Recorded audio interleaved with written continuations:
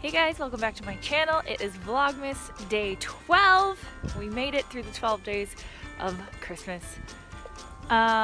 We are out trying to get some sunshine in nature.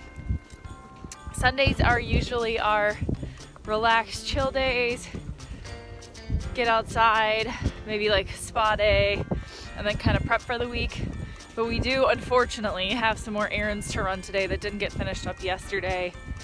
I really feel like my weekends are getting away from me and I do not like it. I realize everybody has the same 24 hours in a day and I don't feel like that is the problem. I feel like, one, we've been getting a late start, and two, there's so many things I feel like I could be doing throughout the week. Maybe some of you guys are like this, but there's so much downtime at work that I could be like running all these errands, but I'm locked to my office and I hate that feeling. I hate that there's so many things I could be getting done and instead I'm sitting with downtime. Not that I want busy work. I think employers think the remedy to that is to give you busy work. That's not what anybody wants. I just wish that instead of sitting at my desk, I could get some of this stuff done so I don't have to cram it all in on the weekends. Do you guys feel like that? Like, I could be getting groceries done, I could be running errands, I could get to the post office, that kind of thing during the week, instead of having to wait for the weekend to get this all done. But I will stop ranting. There's people trying to enjoy their walk. And we'll catch you later.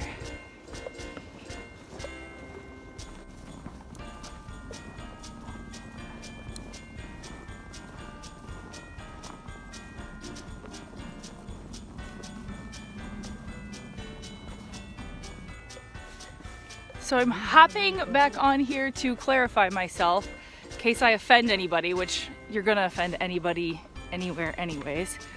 I don't mean I don't want to work. I feel like I'm privileged to have a job. I get that. But I also feel like I know myself and I think that that is valuable. And I know that I'm a task-oriented person, not a time-oriented person. So I would much rather do my work, and when I'm done doing my work, the tasks that are at hand, I would rather be done. I know a lot of positions that's how it is, and then they're just kind of like on call the rest of the day. I personally feel that that would be a much better situation for me than being what I feel is locked to my desk for 8 hours, whether or not I have a task to do, when I actually have other tasks in my personal life that I could be doing, but I can't because I'm at the office. That might sound crazy to some of you, especially during the holiday season. I know there's some jobs that are swamped right now.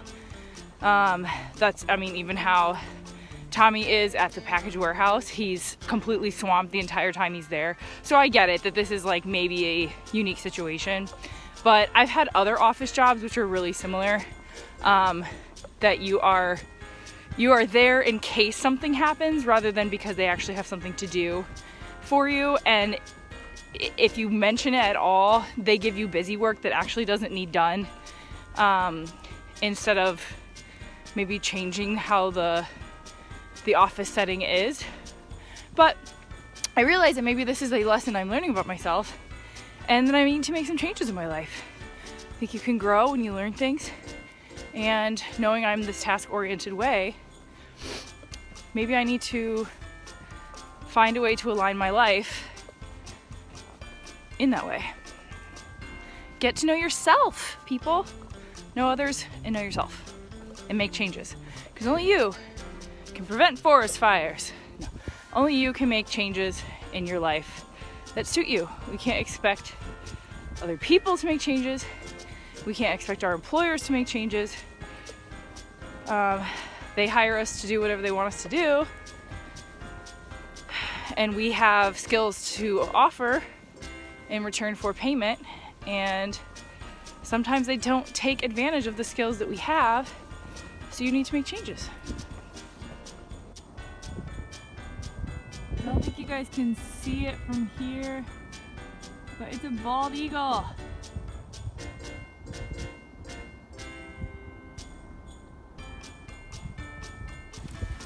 Oh, what are you doing? Got some snow? Hey, bub. Ooh. Ready?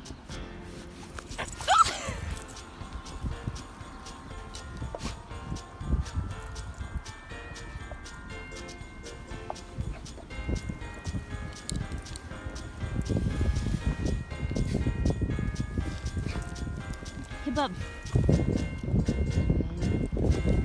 Hey.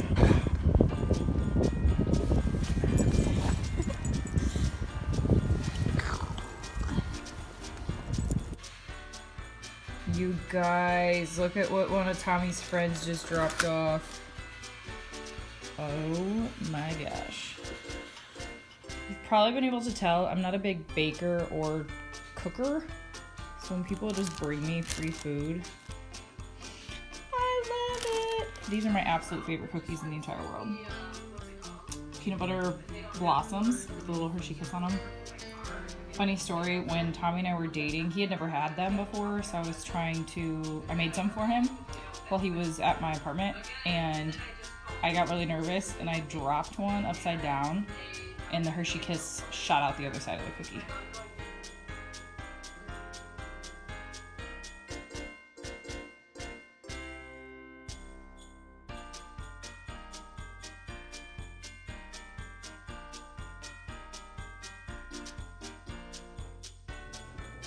Hey guys, I promised you we would talk about the history of Christmas, and I feel like the last day of Vlogmas is the perfect time to do it.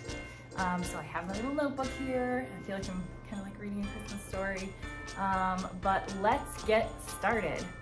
Okay, so the history of Christmas is kind of broken up into 3 different parts. We will start with the first one, which is a pagan festival called Saturnalia. I don't know if I'm pronouncing it right.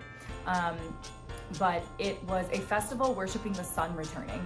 As all of us know, December 21st is the shortest day of the year, and then there's the solstice that the days start to become longer, and this was a festival way back when. I don't have the dates, but it was a festival full of dancing and chanting and different traditions and things like that were worshiping the sun coming back, and that happened in December. Mid-December, 21st to the 25th are kind of like the dates that are suggested. But that is how many of the traditions that we talk about when it comes to Christmas actually started from. The idea of wreaths hanging on doors, the idea of putting ornaments up. They used to put ornaments of their gods up on different limbs and trees and things like that. The Yule log was actually a log that was burned as like a sacrifice to their gods. Christmas caroling started out as something called wassailing, and it was kind of like chants that went on throughout the neighborhoods out to the spirits and things like that. So a lot of our Christmas traditions that we now have actually started with these pagan traditions. Moving forward into kind of the religious side of Christianity, there's so much talk of Jesus is the reason for the season mentality that's out there, and sometimes it's very shamefully said to people, and it's kind of funny because Christmas actually didn't even get started in a religious sense. As I was mentioning, Saturnalia is how it all started, how all these traditions started.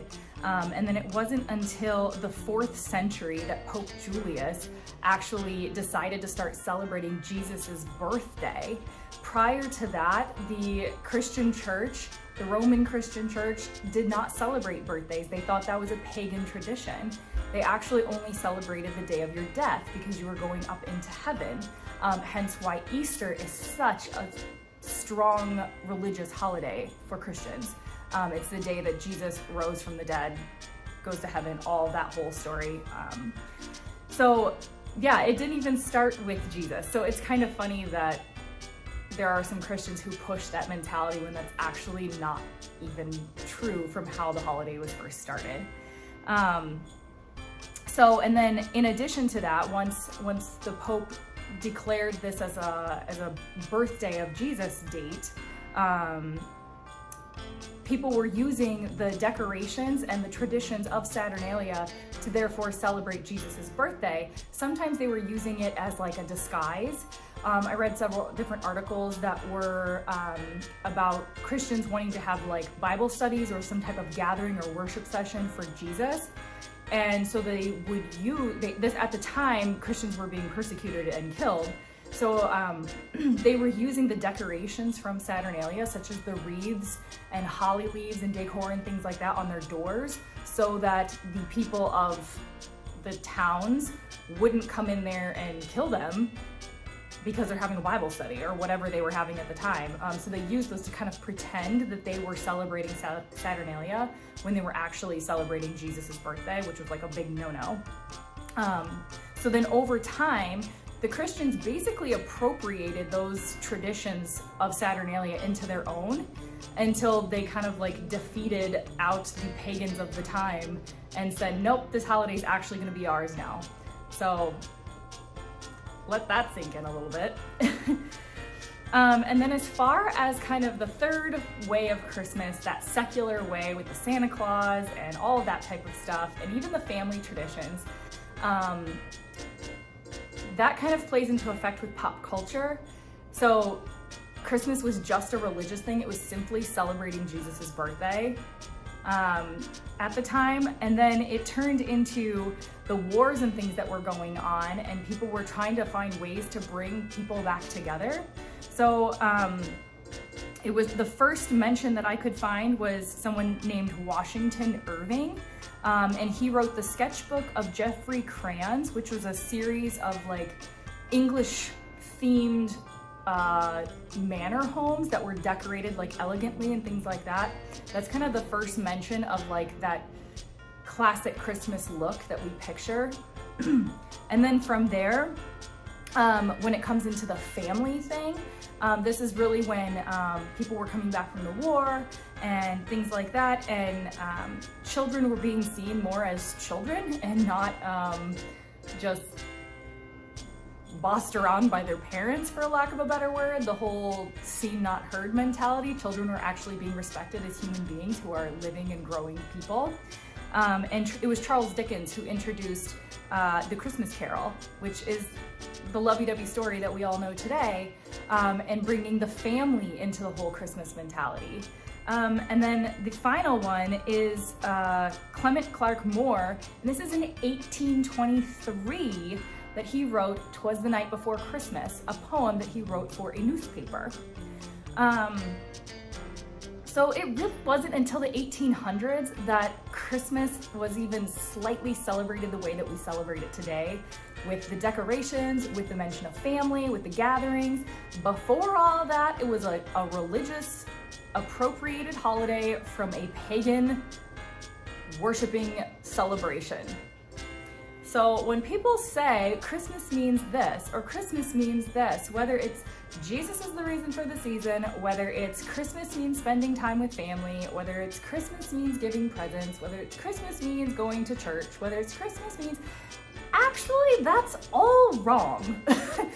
It actually started as a pagan tradition of a worship of the sun. And it slowly got morphed over time, as everything does. But don't let somebody tell you what Christmas is to you, because Christmas has never meant the things that it means today. It has slowly morphed into those things.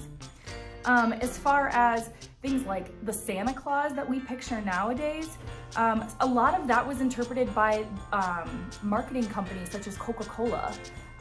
It was also kind of staged even further through companies like the Salvation Army with their little red bins with collecting money for homeless shelters. So a lot of these things have just morphed over time, and pulling in different traditions from different countries across the world, from different religions. So it's kind of a combobulation, for lack of a better word, of traditions and holidays and different cultures all coming together to create what we celebrate now. And it wasn't until 1870 that it was declared a federal holiday. So it wasn't until 1870 that people began getting the day off work, that people began celebrating it in the way that we celebrate it now.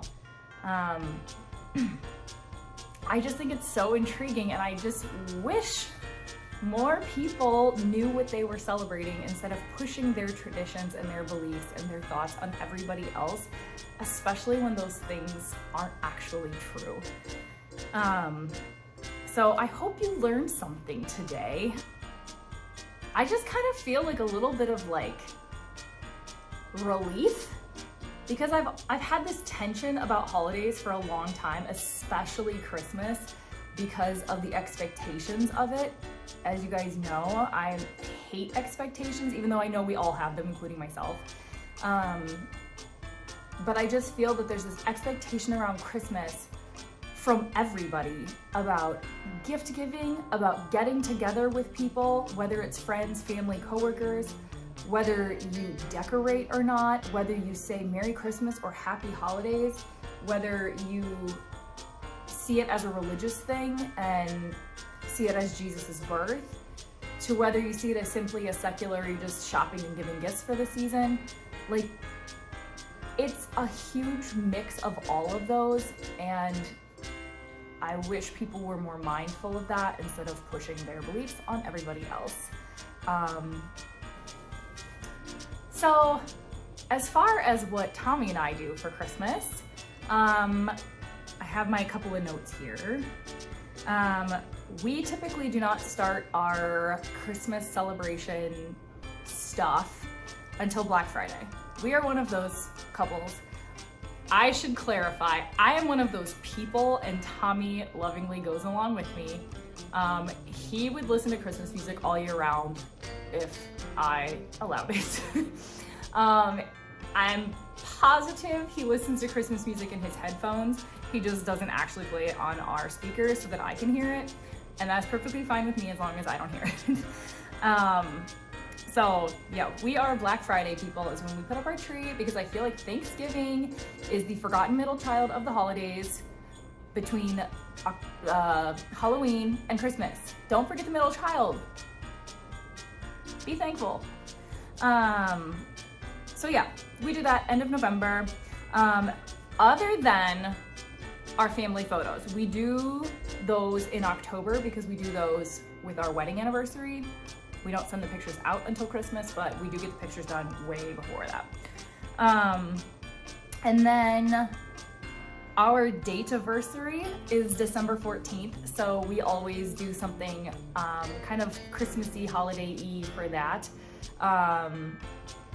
Yeah, what I mean, our date-iversary, it was the first date that we actually went on back in college. December 14th, we went to see some zoo lights. So it usually revolves around some type of lights, but every year it's kind of different depending on where we are.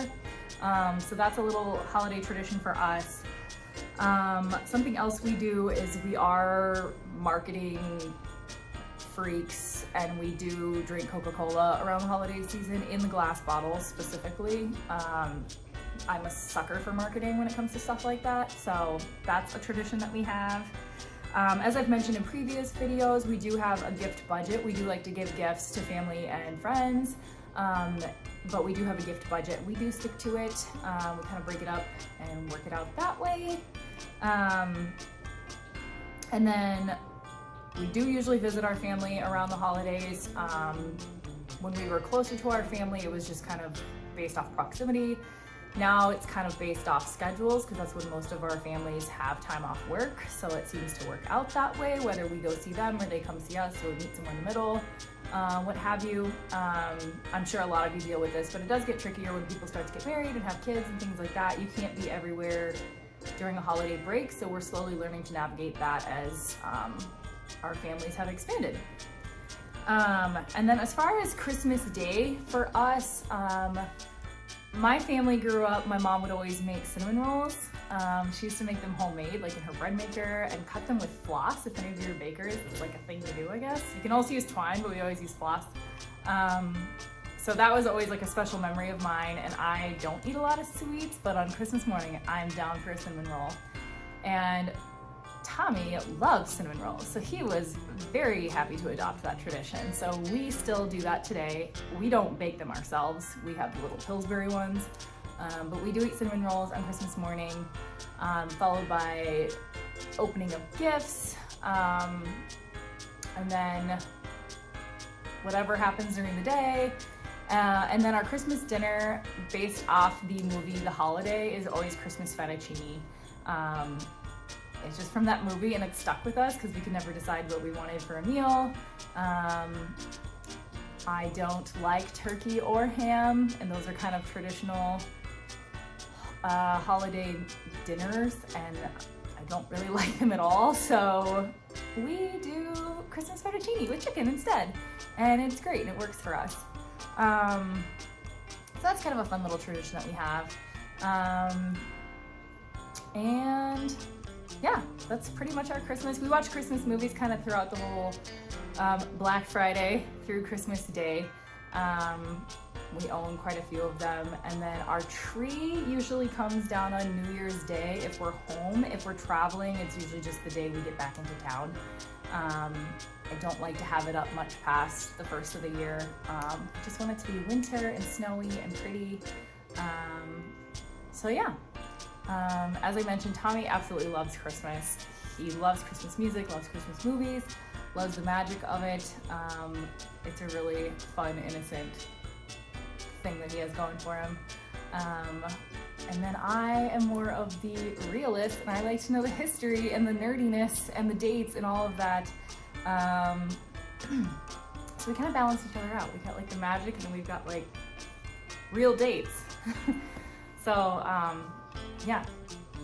So I am going to leave it here with all of my discussion of Christmas. I don't know if you've noticed, but I have 49 subscribers. I got one more the other day, so thank you, whoever you are. But I think it would be super cool and a big ask to say, could one more person subscribe to my channel? Just push the little button below that says subscribe, so I could have 50 subscribers for my Vlogmas 12 Days of Christmas. I feel like that would be an awesome gift. So subscribe to my channel if you're not already, or send my video to one of your friends and ask them to subscribe as my Christmas gift. That would be amazing. And I mentioned in my video the other day that I would kind of like to do a Q&A. So if I get 50 subscribers, I will be doing a Q&A either by the end of the year or by early next year, because I'm going to be traveling, so I'm not sure how much editing I can do. But so if I get 50 subscribers, I will be doing a Q&A. So that means I need you to leave me some questions.